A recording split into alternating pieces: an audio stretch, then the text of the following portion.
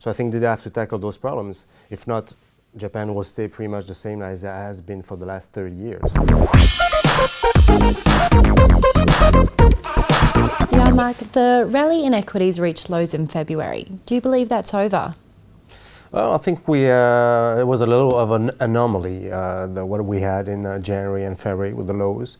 There was a lot of panic for maybe specific reasons regarding the growth in China, but I think that those problems worked out, and the fears of a coming recession in the US and also in Europe kind of were overblown, and I think that's a natural thing that the market rebounded. Now we've come a long way. We're almost flat in the US to positive.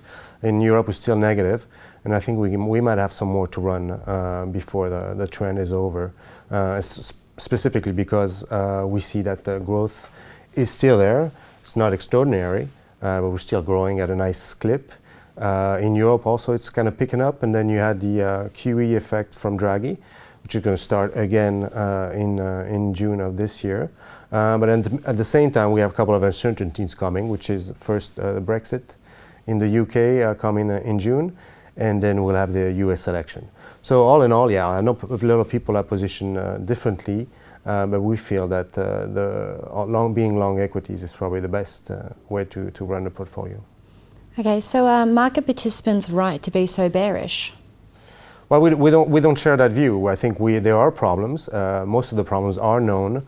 They've been in the background for some time. Little by little, some of the countries are tackling it and trying to pass reforms, structural reforms, etc. China is a growing economy and a brand new economy, and they are learning. They're learning maybe by mistakes.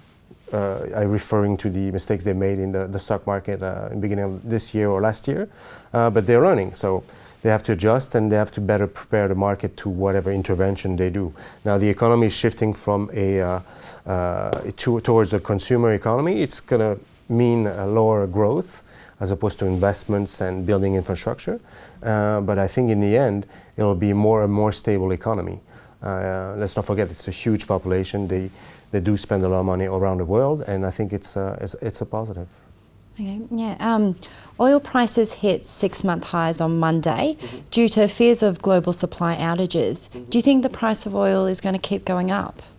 Well, yeah, I'll say that we stabilized for now, and I think that was part of another reason that the market tanked in January and February of the beginning of this year. There was an overproduction of oil coming from the growth in China.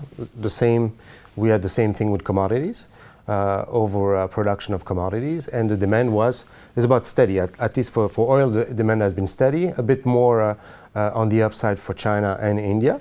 But the real problem was actually supply. There was just too much oil coming out of every other country. And now we have a shift where the price settled. A lot of the players went bankrupt. A lot of the wells got turned off. Some of the countries pulled back. Some of them are in war. Some of them are going bankrupt, like Venezuela, for specific reasons. And then you have a big shift in capex. A lot of the American producers or some of the producers in Europe cut a lot of their capex expansion, and that will and has already started to affect supply.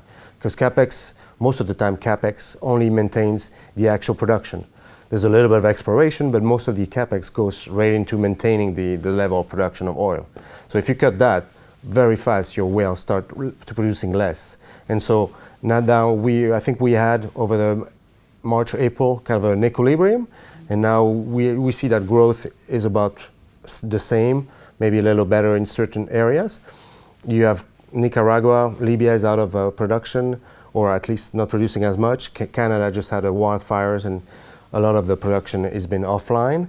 And so the equilibrium is starting to take place, and I think that anywhere between 40 and 55, I think that we should stay in that range. I mean, if you look back in April, we went down to almost $20 a barrel, which was a major downshift. Yeah, definitely. And now to central banks who have been trying to counteract deflation with monetary policy, which they've seen varying degrees of success. Do you think that they're sort of running out of ammunition? I think you have to talk specifically about each country, and I think that Japan is not doing the proper things that it should do. It's not resolving the issue that they pump so much money into the system. They want to weaken the yen, when the actual problem of Japan is a structural. It's an older population, a closed economy. They're not letting immigration. So I think they have to tackle those problems. If not, Japan will stay pretty much the same as it has been for the last 30 years. An okay economy with very difficult issues regarding currency volatility. Now, if you look in the US, I think they did a good thing. I mean, they did help with the recession 2008, 2009 to get the economy back on track. Now the politicians have to do their part as well. But you also have a problem of an aging population, and you also have the dynamic of the high tech, which is taking away some of the jobs. It's not the productivity gains are not the same. So you cannot blame everything on the central banks. In Europe, I think that Draghi did a great thing to help the economies, to give time to politicians to restructure. Some other countries have really tackled the problem. Some have not yet, but they'll feel the pinch at some point. So I think it's all balanced. You cannot just blame central banks around the world. There is a purpose. Of course, it's not for us to have negative rates. It doesn't make any sense. But it's true that the deflation, if you take at the shock in commodities, the shock in oil, like I said, the growing population, the lesser productivity, those are very strong trends that bring deflation. And to get a spark in inflation is very difficult. So the central banks are trying to do what they can, but I think that you also have to look at the politicians and that they need to reform and make reform and structural reforms, and that